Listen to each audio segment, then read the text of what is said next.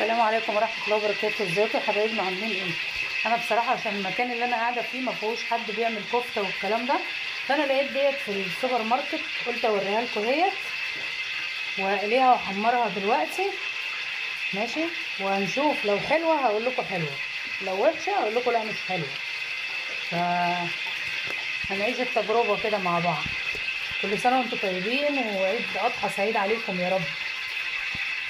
مش عارفه افتح الورق، استنوا يا جماعه. بصوا يا جماعه، الكفته اهيت، واتفاجئت لقيت الصف ده كان تحت، يعني الصف اللي على الوش والصف ده تحت منه، هو زي ما هو عليه ورقه البلاستيك بتاعته. بس بصراحه ريحتها حلوه، يعني كريحه فيها، انا حاسه ان فيها توابل كتير، يعني فيها توابل كتير، بس يعتبر كويسه. لما تطلع بقى هشوفها وهقول لكم كانت طعمها حلو ولا لا.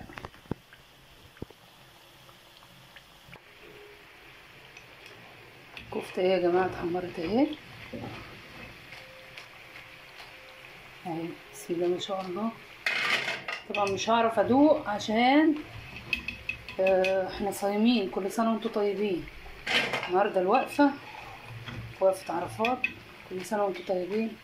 كل اللي صام طبعا ربنا يجعله في ميزان حسناته يا رب، من احب الايام عند ربنا، وعيد اضحى سعيد عليكم يا رب.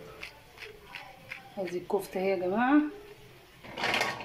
هنعمل النهارده فطار، هطبخ بطاطس وهحط فيها كام صباع كده كفته.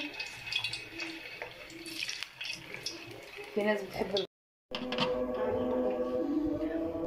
يا جماعه، انا كنت موعداكم ان انا هشوف الكفته وهقول لكم على طعمها. بجد طعمها طلع تحفه، والله طعمها طلع حلو قوي. اتفضلوا معانا الفطار. الحمد لله، ربنا يديمها علينا نعمه يا رب. والله العظيم الكفته طعمها خطير. انا قلت لازم اعرفكم انها طعمها حلو ولا لا، والله لو وحشه لا كنت هقول. مش بعمل دعايه لحد، بس عشان خاطر بس ايه، لو في حد حابب انه يجيبها، لان اكيد انتوا عارفين ان بيبقى في شركات تانية، بس دي اللي انا جربتها، معرفش شركات تانية. لو انا جربت حاجة تانية ولقيتها حلوة برضو هقول لكم. وكل سنة وانتوا طيبين، وعيد سعيد عليكم يا رب، وعلى اسرتكم وعلى كل حبايبكم.